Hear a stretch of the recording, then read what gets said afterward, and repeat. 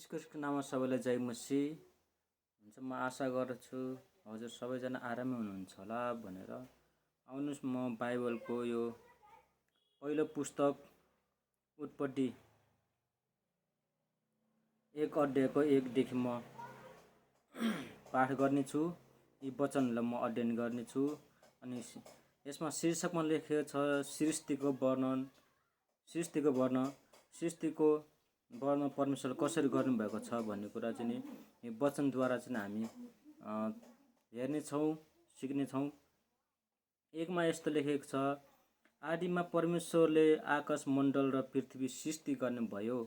पृथ्वी आकार बिनाको र शून्य थियो अथवा समुद्रमाथि अन्धकार थियो र परमेश्वरको आत्मा पानीमाथि परिभ्रमण गर्दै रहनुहुन्थ्यो। अनि परमेश्वरले भन्नुभयो, उज्यालो होस्।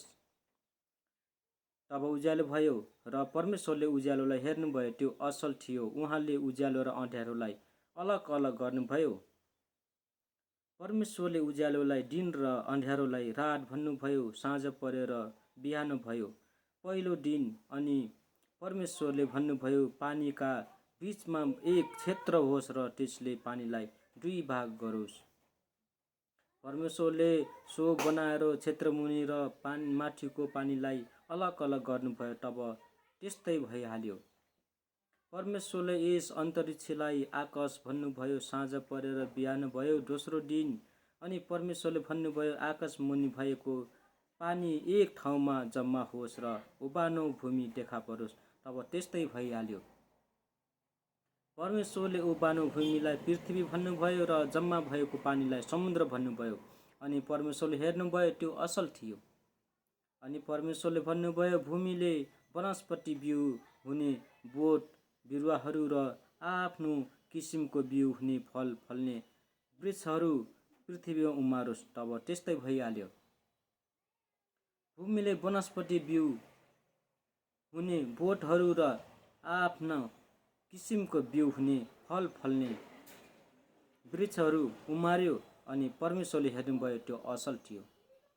साँझ पर्यो र बिहान भयो, तेस्रो दिन। अनि परमेश्वरले भन्नुभयो, अन्तरिक्षमा दिन र रात छुट्याउनलाई ज्योतिहरू हुन्। तिनीहरू ऋतुहरू, दिनहरू र वर्षहरू छुट्याउन चिन्हको रूपमा काम गरून् र पृथ्वीमा प्रकाश दिनलाई अन्तरिक्षमा ती ज्योतिहरू हुन्। तब त्यस्तै भइहाल्यो। अनि परमेश्वरले 2 विशाल ज्योतिहरू बनाउनुभयो, ठुलो ज्योति दिनमाथि प्रभुत्व गर्न र सानो ज्योति रातमाथि प्रभुत्व गर्न। उहाँले ताराहरू पनि बनाउनुभयो।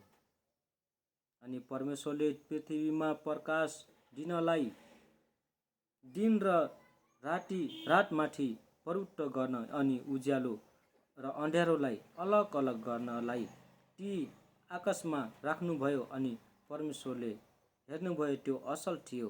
साँझ पर्यो र बिहान भयो, चौथो दिन। अनि परमेश्वरले भन्नुभयो, पानी जीवित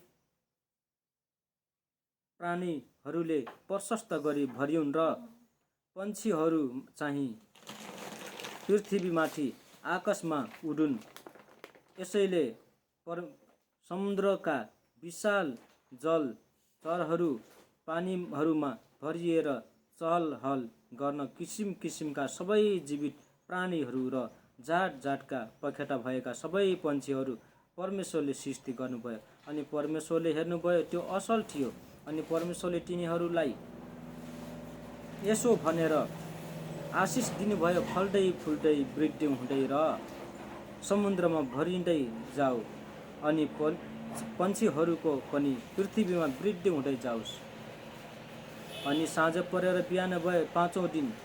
अनि परमेश्वरले भन्नुभयो, पृथ्वीले जात जातका जीवित प्राणीहरू अर्थात् जात जातका पाल्तु पशुहरू, घस्रने जन्तुहरू र जात जातका वन पशुहरू उत्पन्न गरोस्। तब त्यस्तै भयो।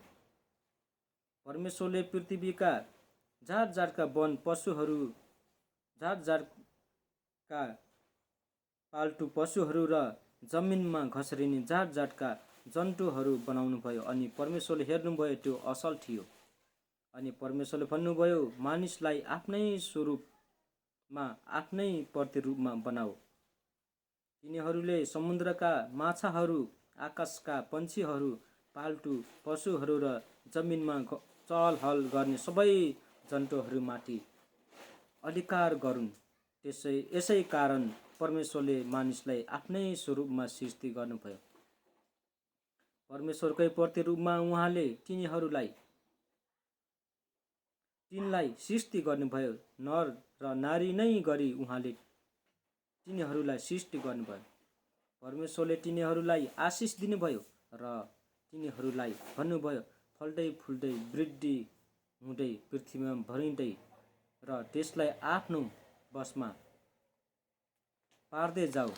समुद्रका माछाहरू, आकाशका पन्छीहरू तथा पृथ्वीका सबै जीवित प्राणीहरूमाथि अधिकार गर। अनि परमेश्वरले भन्नुभयो, हेर, म तिमीहरूलाई पृथ्वीका सबै बिउ उमार्ने बोटहरू र फलमा नै बिउ हुने सबै फलका रुखहरू दिन्छु। ती तिमीहरूलाई आहारको निम्ति हुनेछन्। अनि पृथ्वीको हरेक पशु, आकाशको हरेक पन्छी र जमिनमा चलहल गर्ने हरेक जन्तु, हरेक प्राणी जसमा जीवन छ, तिनीहरूका आहारको निम्ति म हरिया वनस्पति दिन्छु। तब त्यस्तै भयो। आफूले बनाउनु भएको हरेक कुरा परमेश्वरले हेर्नुभयो।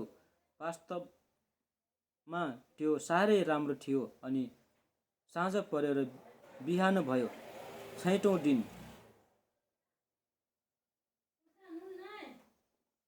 यसरी आकाश मण्डल र पृथ्वी र तिनमा भएका सबै कुरा बनाइदिए। आफूले गर्नुभएका काम 6औं दिनमा परमेश्वरले सिद्धाउनुभयो र 7औं दिनमा आफूले गर्नुभएका सबै कामबाट उहाँले विश्राम लिनुभयो। अनि परमेश्वरले 7औं दिनलाई आशिष दिनुभयो र त्यसलाई पवित्र तुल्याउनुभयो, किनभने सबै आफूले सृष्टिमा गर्नुभएका सारा कामबाट यसै दिनमा उहाँले विश्राम लिनुभयो। आमेन।